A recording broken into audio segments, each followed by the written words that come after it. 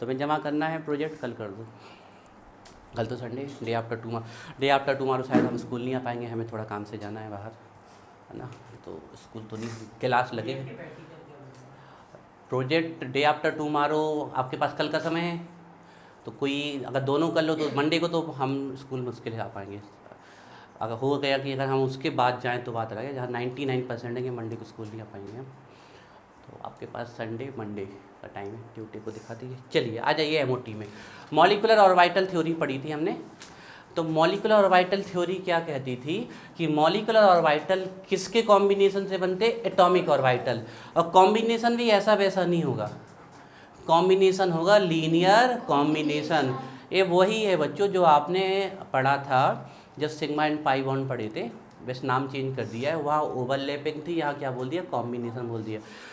सीधी सी बात है, मॉलिक्यूल में एटम होते हैं, इसी प्रकार मॉलिकुलर ऑर्बिटल किससे बनेगा? एटॉमिक ऑर्बिटल से। कितने बनेंगे मॉलिकुलर ऑर्बिटल? सीधी सी बात है, जितने एटॉमिक ऑर्बिटल पार्टिसिपेट करेंगे, यही था। अब ठीक है, ये अभी इसका कॉन्सेप्ट चल रहा है। असली जो इससे क्वेश्चन आएंगे वो आते हैं एनर्जी लेवल डायग्राम, वो अभी हम बताएंगे कैसे आते हैं। 2 ही पॉइंट लिखवाए थे, ठीक है। चलिए नेक्स्ट पॉइंट लिखिए, थर्ड पॉइंट। कोई भी पॉइंट समझ में, सबसे पहले एक चीज़ सीख लो, हमारी आप लोगों से विनती है, और विनती समझ में नहीं आए तो फिर जो समझना वो समझ लो आप लोग, ठीक है। एक चीज़ सीख लो सबसे पहले, जो चीज़ समझ में नहीं आए तुरंत पूछो, क्योंकि नेक्स्ट डे हम पूछेंगे। घर में जाके डाउट आते तो फ़ोन करके पूछो। थर्ड पॉइंट क्या है? अभी जो मॉलिकुलर ऑर्बिटल भी बनते हैं ना, 2 प्रकार के बनते हैं, एक अच्छे वाले एक खराब वाले। अच्छे वाले जब बनेंगे जब जो लीनियर कॉम्बिनेशन हो रहा है वो पॉजिटिव वाला होगा, और ख़राब वाले तब होंगे जब जो लीनियर कॉम्बिनेशन हो रहा है वो कैसा होगा? नेगेटिव वाला, ख़राब वाला होगा। जो अच्छे वाले होंगे उनकी एनर्जी कैसी होगी? कम। बार बार ध्यान रखो, केमिस्ट्री में कोई भी चीज़ अच्छी हो रही केमिस्ट्री में, मतलब वहाँ एनर्जी डिक्रीज होगी, ये पक्का आप लोग समझ लीजिए। तो अच्छे वाले की एनर्जी कम होगी, ठीक है। लिखिए, molecular orbitals are of 2 types. molecular orbitals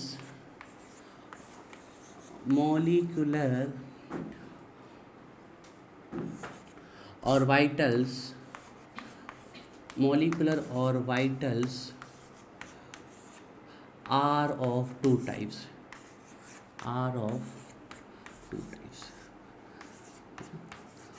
बच्चों ये पूरी थ्योरी इन्हीं 2 पे तो बेस्ड है।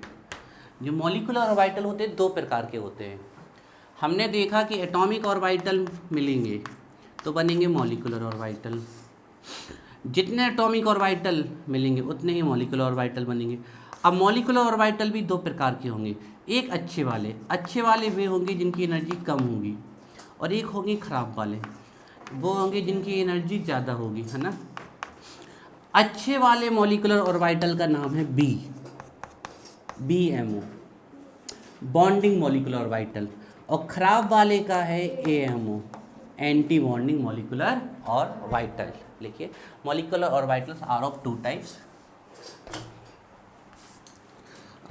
Types, BMO, AMO।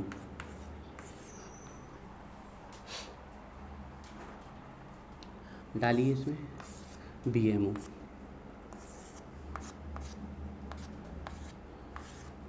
BMO का फुल फॉर्म लिख लीजिए, bonding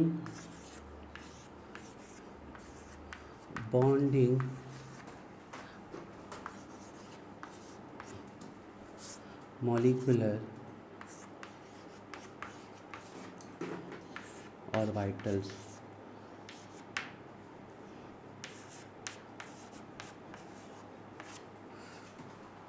BMO, bonding molecular orbitals, ठीक है। लिखना है थोड़ा सा इसमें बच्चों, बॉन्डिंग मॉलिकुलर ऑर्बिटल्स के बारे में हमें थोड़ी कुछ बातें लिखनी है ना। तो इसमें लिखना है हमें सबसे पहले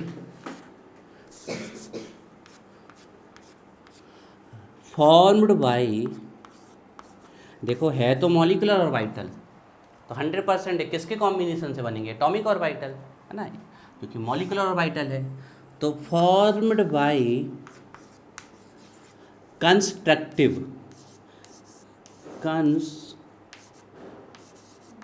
कंस्ट्रक्टिव, आप चाहो तो ब्रैकेट में लिख सकते हो पॉजिटिव, पॉजिटिव LCAO, समझ रहे हो, linear combination of atomic orbitals. मतलब जब पॉजिटिव इंटरफेरेंस होगा तब बनेंगे। अब पॉजिटिव का मतलब साइन से नहीं है, इसका मतलब है कि इसका पॉजिटिव इसके पॉजिटिव से मिले या नेगेटिव नेगेटिव से मिले, तो इस प्रकार के जब भी ऑर्बिटल बनेंगे तो वो कहलाएंगे आपके बॉन्डिंग। लेकिन अगर इसका पॉजिटिव नेगेटिव से मिल गया या इसका नेगेटिव पॉजिटिव से मिल गया तो इस प्रकार के आपके जो बनेंगे वो कहलाएंगे एंटी बॉन्डिंग मॉलिक्यूल। तो ये बनते हैं पॉजिटिव, या इसी को बोलते हैं constructive, constructive LCAO, linear combination of atomic orbitals. बताओ इनकी एनर्जी कैसी होगी, ज़्यादा कि कम? लिखिए इसमें हैव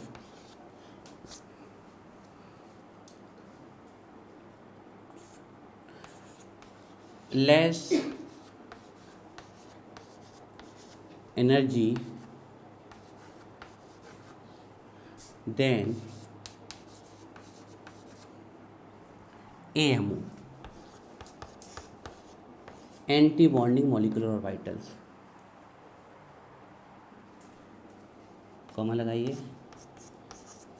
हैंस सोच, क्या शो करेगा जल्दी बताओ, लगाओ कॉमन सेंस। अब पूरा लिखते हैं, हैंस स्टेबिलिटी। जिस चीज़ में जितनी कम एनर्जी होगी केमिस्ट्री की लैंग्वेज में, वो केमिस्ट्री में उतना ज़्यादा स्टेबल होना है। Found by constructive LCO have less energy than AMO, hence shows stability. Sign देखिए, इनको साइन क्या होते हैं इनके, है ना, या एग्जाम्पल डाल लीजिए कि इनका रिप्रेजेंटेशन क्या है ना बच्चों। तो देखिए मॉलिक्यूलर ऑर्बिटल को कैसे रिप्रेजेंट किया जाता है, अच्छे से देखिए बच्चों। सिग्मा, पाई एंड डेल, ऐसे रिप्रेजेंट किया जाता है ना, सिग्मा पाई एंड डेल से। डेल है ना बच्चों, इसको डेल बोलते हैं, del, del, this is called del.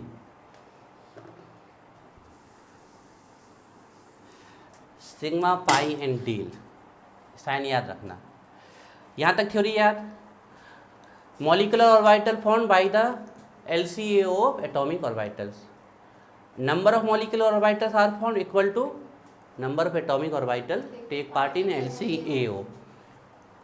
Molecular orbitals are two types, BMO और AMO, ठीक है। BMO जब भी बनेगा तो जो आपका इंटरफेरेंस हो रहा है, या आप बोल दो लीनियर कॉम्बिनेशन हो रहा है एटॉमिक ऑर्बिटल्स का, वो कैसा होगा, पॉजिटिव वाला। और इसका मतलब ये है कि यहाँ एनर्जी क्या होने वाली, कम, तो स्टेबिलिटी क्या आएगी, ज़्यादा। एक चीज़ और बता दें, मान लीजिए बच्चों 3A और 3A 6 एटॉमिक ऑर्बिटल मिल रहे हैं, तो मॉलिक्यूलर ऑर्बिटल कितने बनेंगे, 6।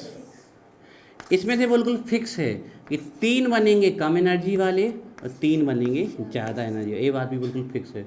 और इनको क्या बोलोगे, BMO, और ऊपर वाले को क्या बोलोगे, AMO, ये बात भी फिक्स है आपकी, है ना। मतलब ऐसा कभी नहीं होगा कि BMO ज़्यादा हो जाए AMO कम हो जाए, या AMO ज़्यादा हो जाए BMO कम हो जाए, ठीक है। नहीं ऐसा नहीं होगा, देख लो ना आप कैसे, क्यों नहीं होगा ऐसे, बताओ। SS मिलेगा 1 1, तो कितने बनेंगे, 2। P के कितने होते हैं, 3 3, तो कितने बनेंगे, 6। D के 5 5 मिलेंगे तो 10। तो हमेशा नंबर कौन सा आएगा, इवन में ही आएगा आपका, है ना। चलिए सेकंड डालिए, AMO, B नंबर।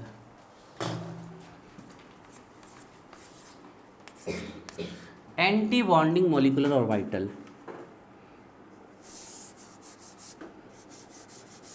ये तो बच्चों आपको भी थ्योरी समझा रहे हैं, इसकी आने इसके डायग्राम है ना, लेकिन जब तक आप थ्योरी नहीं पढ़ोगे तब तक आपको डायग्राम समझ में नहीं आएंगे। Anti bonding molecular orbital, found by, जल्दी बताओ, फॉर्म्ड बाई, बोलो, डेस्ट्रक्टिव, डेस्ट्रक्टिव मतलब विध्वंसकारी, और यहाँ डेस्ट्रक्टिव का मतलब है खराब या निगेटिव LCO।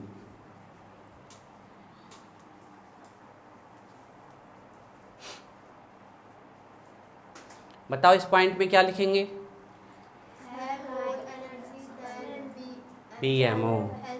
सीधी सी बात है, जब BMO की एनर्जी इससे कम होती है तो AMO की एनर्जी BMO से क्या होगी? ज़्यादा होगी।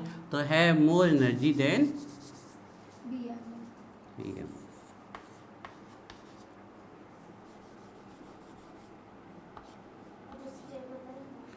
बिल्कुल सही, less stability and shows unstability लिख दो या लेस स्टेबिलिटी लिख दो?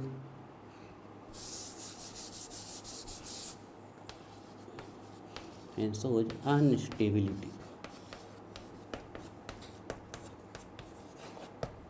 अनस्टेबिलिटी।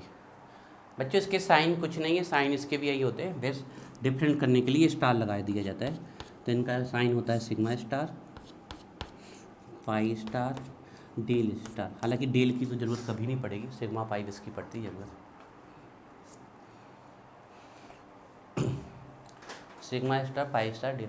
आपके में 1-2 नंबर में डिफरेंस पूछ लिए जाते हैं BMO और AMO में, तो आपको यही लिख देना है जो हमें बताया है।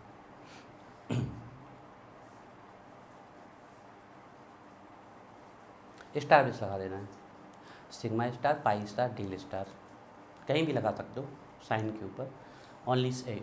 तो आपको ये आइडेंटिफिकेशन के लिए कि स्टार वाले AMO होते हैं और बिना स्टार वाले BMO होते हैं। इतने पॉइंट क्लियर? चलिए बहुत अच्छा। कितने पॉइंट हो गए? 3। अब डालिए 4 नंबर पर। पूछ लेना जहाँ भी समझ में नहीं आए, क्योंकि हमें तो कछु समझ में नहीं आए, तुम लोग देख लो। तो लोगन को आ रहा हो तो फिर अच्छी बात है। 4th नंबर का पॉइंट देखिए बच्चों, 4th नंबर का पॉइंट बताओ, ज़्यादा इलेक्ट्रॉन किस में हो कि मॉलिक्यूल स्टेबल हो जाए? बोलो, सबको बोलना है, सबको। सीधी बात है, जितने ज़्यादा इलेक्ट्रॉन उस ऑर्बिटल्स में होंगे जिसकी एनर्जी कम है, मॉलिक्यूल उतना ही ज़्यादा क्या होगा? स्टेबिलिटी, है ना। तो लिखिए 5th पॉइंट, स्टेबिलिटी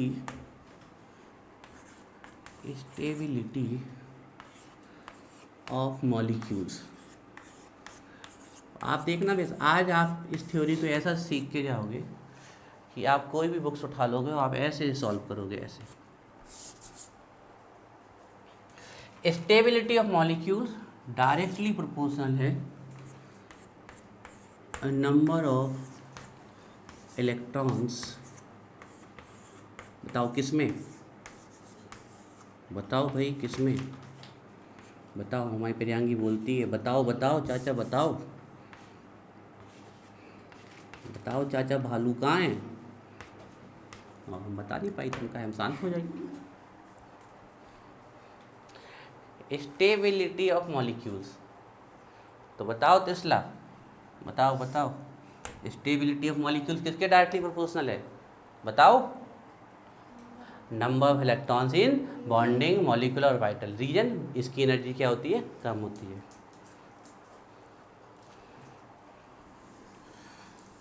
एक भी पॉइंट समझ में नहीं आया तुरंत बता, कौन सा वाला? हाँ देख लो, जो बॉन्डिंग मॉलिक्यूलर ऑर्बिटल्स होते हैं उनकी एनर्जी क्या होती है? कम। जितने ज़्यादा इलेक्ट्रॉन आपके ऐसे ऑर्बिटल्स में होंगे जिनकी एनर्जी कम है, लेसर द केमिस्ट्री का रूल है, lesser the energy higher the stability. तो BMO की एनर्जी क्या होती है? बॉन्डिंग मॉलिक्यूलर ऑर्बिटल की एनर्जी कम होती है। इसका रीजन क्या है? इसका रीजन हम पहले बता चुके कि इनका जो कॉम्बिनेशन होता है, linear combination of atomic orbital, वो कैसा होता है? Positive, constructive. तो एनर्जी रिलीज होती है, सिर्फ डिक्रीज हो जाती है। दूसरे होते हैं हमारे जिनकी एनर्जी ज़्यादा होती है, AMO, एंटी बॉन्डिंग। अब ज़्यादा एनर्जी वाला होगा तो वो तो बैठेगा नहीं, वो हमेशा दूसरे से रिएक्ट करने की कोशिश करेगा, और दूसरे से रिएक्ट कर रहा है मतलब वो रिएक्टिव है, स्टेबल थोड़ी है। और जिसकी एनर्जी कम है वो रिएक्टिव नहीं है, वो शांत बैठा रहेगा, वो रिएक्ट नहीं करेगा, उसकी स्टेबिलिटी क्या होगी? ज़्यादा।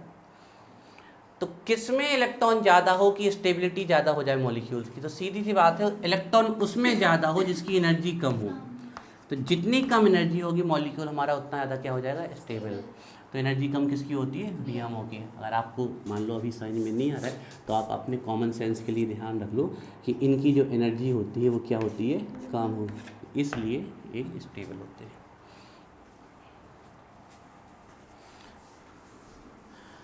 अगला पॉइंट देखिए बच्चों। अच्छा, अभी तक आपने जो यहाँ पॉइंट लिखे हैं कि एटॉमिक ऑर्बिटल से मॉलिक्यूलर बनेंगे, उतने ही मॉलिक्यूलर बनेंगे जितने एटॉमिक होंगे। मॉलिक्यूलर भी दो प्रकार के होंगे, कम वाले बीएमओ, ज़्यादा वाले एएमओ आपके, है ना। जितना ज़्यादा इलेक्ट्रॉन आपका बॉन्डिंग मॉलिक्यूलर ऑर्बिटल में होगा, क्योंकि उसकी एनर्जी कम है, मॉलिक्यूल्स हमारा उतना ही ज़्यादा स्टेबल होगा। ये सब चीज़ें जब आप एनर्जी लेवल डायग्राम होंगे ना तो वो आपसे पूछेगा कि बॉन्डिंग और मॉलिक्यूलर ऑर्बिटल में कितने इलेक्ट्रॉन है बताओ, एंटी बॉन्डिंग में कितने हैं बताओ। तो ये सब अभी तो हमने आपको सिखाया नहीं, हम आपको सिखाएंगे। तो एक जब आप इन थ्योरी के हर एक पॉइंट्स को अच्छे से समझ लोगे तभी जाके आपसे आगे के क्वेश्चन बनेंगे। इसलिए हम बार बार कह रहे हैं कि एक भी पॉइंट समझ में नहीं आए तुरंत पूछ लेना है। ये पॉइंट क्लियर है टेस्ला? अभी क्यों स्टेबिलिटी ज़्यादा हो रही है? हाँ, अभी आपको ये तो नहीं पता कि बीएमओ हैं कहाँ, ये तो अभी हम डायग्राम में दिखाएंगे कहाँ है, लेकिन होते हैं ये पता है आपको। और होते और इनकी एनर्जी क्या होती है, कम।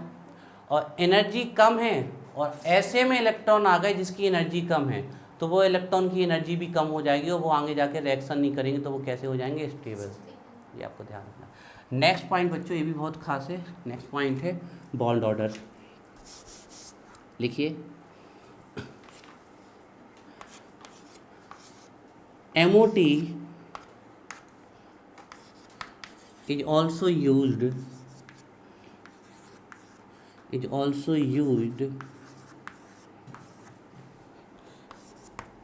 ये भी खूब पूछा जाता है आपसे, अलग से पूछा जाता है बॉन्ड ऑर्डर 1 नंबर में, 2 नंबर में, और निकालने के लिए भी बताया जाता है आपसे। MOT is also used in determination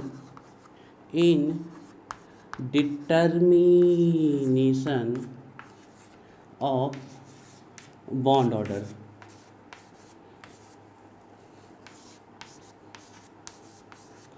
MU2 का यूज जो होता है, मॉलिक्यूलर ऑर्बिटल थ्योरी का यूज बॉन्ड ऑर्डर निकालने के लिए भी किया जाता है। अभी बॉन्ड ऑर्डर क्या है सर, देखिए बॉन्ड ऑर्डर क्या है। तो बॉन्ड ऑर्डर इक्वल होता है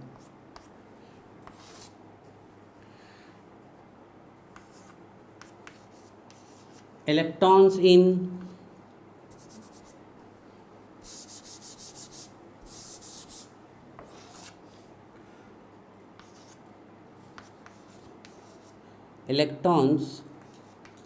in BMO minus electrons in AMO divided by 2। लिखिए, इस फॉर्मूले को साथ जाते हैं।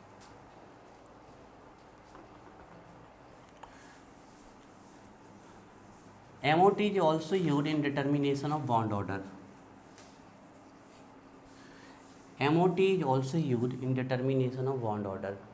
बॉन्ड ऑर्डर मतलब है, निकालने का तरीका होता है, BMO के इलेक्ट्रॉन कोई आपको बता दे, कोई नहीं बताएगा आपको खुद ही पता करने आगे जाके, और AMO के इलेक्ट्रॉन बता दे, उसको 2 से डिवाइड कर दो तो आपका बॉन्ड ऑर्डर निकल आता है। चलिए, आपके ज्ञान के लिए ऐसे ही पूछ ले रहे हैं हम, हाइपोथेटिकली।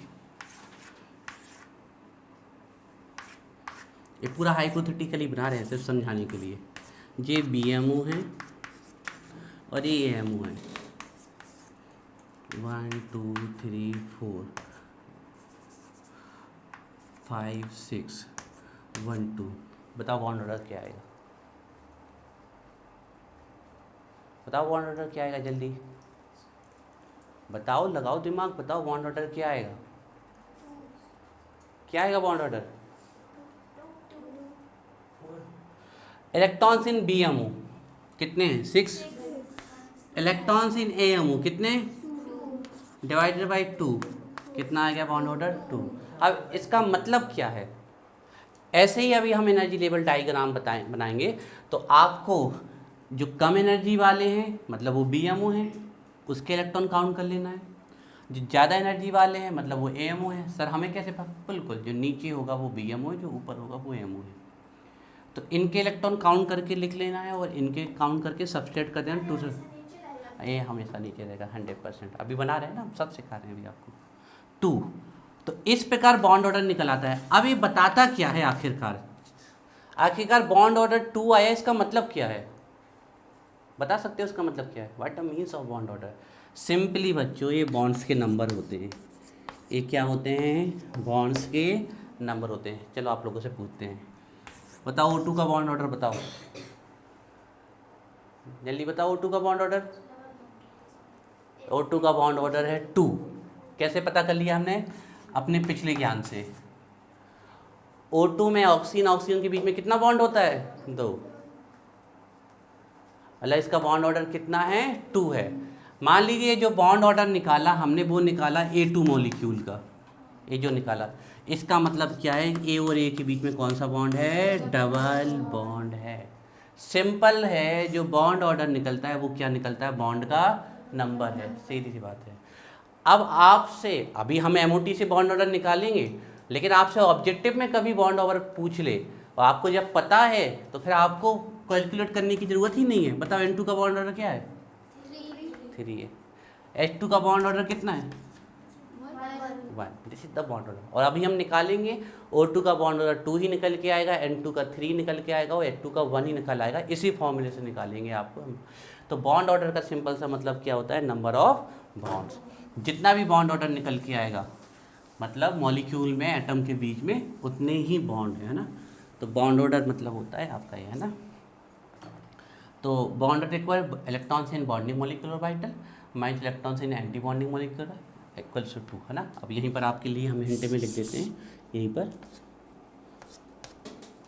जो बॉन्ड ऑर्डर होता है, जो भी बॉन्ड ऑर्डर निकल के आएगा आपका, है ना, वो सिंपली इक्वल होता है नंबर ऑफ बॉन्ड्स।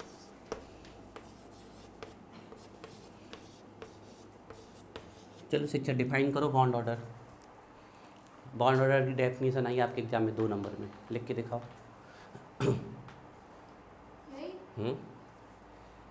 यही क्या ये फॉर्मूला? हाँ, तो इसको लैंग्वेज में बोल दीजिए। Bond order is simply defined as half of difference of electrons present in bonding molecular orbitals and anti-bonding molecular orbitals। जो हाफ आएगा बॉन्डिंग मॉलिक्यूलर ऑर्बिटल और एंटी बॉन्डिंग मॉलिक्यूलर ऑर्बिटल की डिफरेंस का, उसी को हम क्या बोलते हैं? Bond order. It simply represent number of bond, जितना, है ना। फॉर एग्जाम्पल भी लिखेंगे हम, H2 O2 और ये N2। बताओ इसका बॉन्ड ऑर्डर कितना है? 1, है ना। ये सब निकालेंगे भी अभी हम, है ना, आगे अभी हम इनको निकालने वाले हैं। इसका बॉन्ड ऑर्डर है 2 और इसका है बच्चों बॉन्ड ऑर्डर 3। ये पॉइंट समझ में आया आपकी? यस, क्लियर है। हाँ, अभी ये तो नहीं, ये तो हमें पता है कि आपको कि सर हमें इलेक्ट्रॉन कहाँ से जुड़े हैं, ये तो दिखा रहे हैं, अभी ये सिखा रहे हैं। पहले पॉइंट समझो, ये तो अभी जब करेंगे तब। पॉइंट ये है कि बॉन्ड ऑर्डर निकालने का तरीका है, आपको BMO के इलेक्ट्रॉन पता करने, AMO के, वो अभी हमने सिखाया नहीं पता करना, वो हम सिखाएंगे, पर यहाँ से आपको फॉर्मूला याद करना है।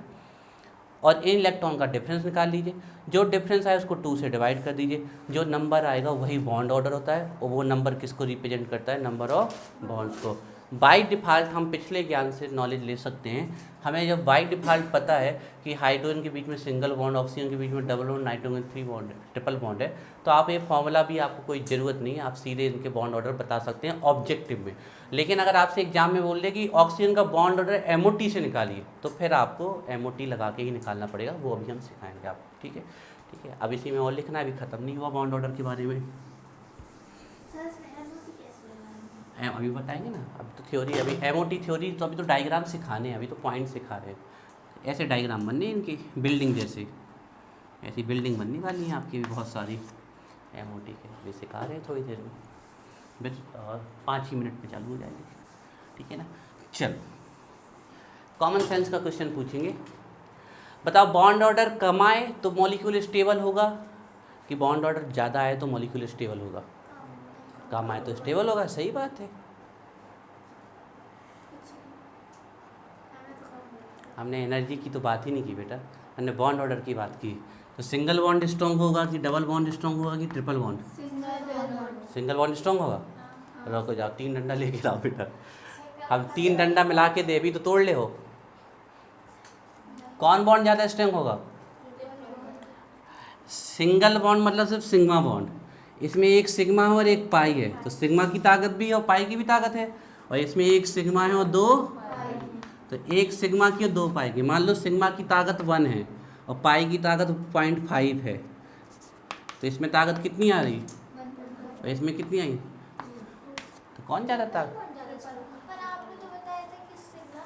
हाँ तो सिग्मा बॉन्ड स्ट्रॉन्ग है, तो एक सिग्मा बॉन्ड दे दे और एक पाई बॉन्ड दे दे, तो कौन स्ट्रॉन्ग है?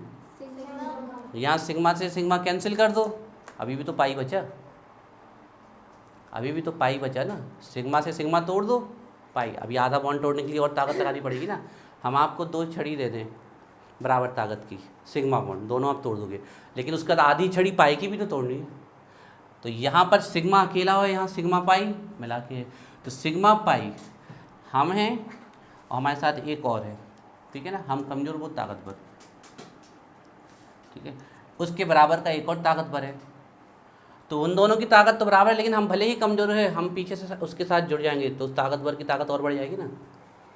तो ये सिग्मा बॉन्ड है और ये सिग्मा बॉन्ड है, लेकिन इस सिग्मा बॉन्ड को 0.5 की ताकत और मिल गई, ये 1.5 हो गया ना, तो ज़्यादा स्ट्रॉन्ग। अगर ये पूछ लेते कि पर्टिकुलर सिग्मा बॉन्ड और पर्टिकुलर पाई बॉन्ड में कौन स्ट्रॉन्ग है, तब तो ये है सिग्मा स्ट्रॉन्ग।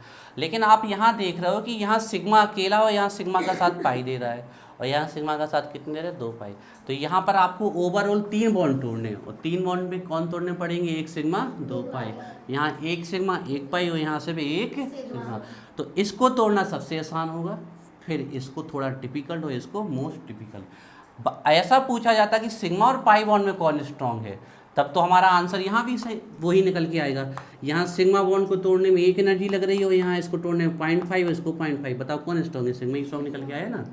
लेकिन ओवरऑल तीनों को जोड़ दे तो ये ओवरऑल 3 इस ओवरऑल 2 से ज़्यादा है, और ये ओवरऑल 2 इस ओवरऑल 1 से ज़्यादा है। तो यहाँ पर ओवरऑल का कंपेरिजन हो रहा है। तो बॉन्ड ऑर्डर ज़्यादा आएगा मतलब बॉन्ड ज़्यादा है, और बॉन्ड्स ज़्यादा है मतलब उसको तोड़ने में ज़्यादा एनर्जी लगेगी, और ज़्यादा एनर्जी लगेगी मतलब मॉलिक्यूल कैसा हो गया? स्टेबल हो गया आपका। किसी बॉन्ड को आप तोड़ोगे, अगर वो टूट नहीं रहा, अगर हमने कह दिया कि नाइट्रोजन का मॉलिक्यूल है, टूट नहीं रहा है, इसके बॉन्ड नहीं टूट रहे, मतलब मॉलिक्यूल क्या हो गया? स्टेबल हो गया, सीधी बात है। और हाइड्रोजन का मॉलिक्यूल, इसका सिंगल बॉन्ड है, टूट जाएगा, तो ये कैसा हो गया? अनस्टेबल। कहने का मतलब है कि ट्रिपल बॉन्ड सबसे ज़्यादा स्टेबल होगा, क्योंकि इसके बीच में ट्रिपल बॉन्ड को तोड़ने में हमें सबसे ज़्यादा एनर्जी लगेगी, और जब तक ये टूटेगा नहीं तब तक इसके नाइट्रोजन के एटम फ्री नहीं होंगे, और एटम फ्री नहीं होंगे मतलब मॉलिक्यूल बना हुआ है, तो मॉलिक्यूल कैसा है? स्टेबल है।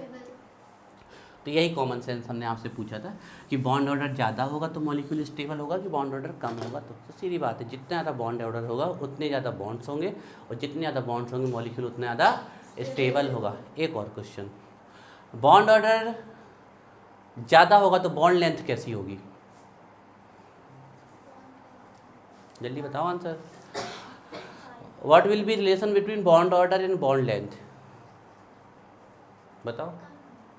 बॉन्ड लेंथ कम होगी, बॉन्ड ऑर्डर ज़्यादा होगा था। जैसे कि हम कहें कि हमारे पास एक बड़ी चौक है, ये सिंगल बॉन्ड है, इसको तोड़ के हमने डबल बॉन्ड बना दिया, तो बॉन्ड तो स्ट्रॉन्ग हो गया, लेकिन बॉन्ड लेंथ क्या हो गई? कम। तो जैसे जैसे बॉन्ड के नंबर बढ़ते जाते हैं, हमने एक कोवलेंट बॉन्ड की डेफिनेशन भी लिखवाया है कि ट्रिपल बॉन्ड छोटा होगा आपका, सबसे छोटा उसके कंपेयर। तो जैसे जैसे बॉन्ड्स के, सिंपल सी बात है, एक बड़ी सी छड़ी ले लीजिए, ये सिंगल बॉन्ड है, उसको तोड़ के 2 कर दीजिए, एक डबल बॉन्ड है, उस सिंगल छड़ी को तोड़ के 3 कर दीजिए, ट्रिपल बॉन्ड है। तो आप देख रहे हो जैसे जैसे बॉन्ड्स के नंबर घट रहे हैं, लेंथ कम रही है, और बॉन्ड स्ट्रॉन्ग होता जा रहा है आपका।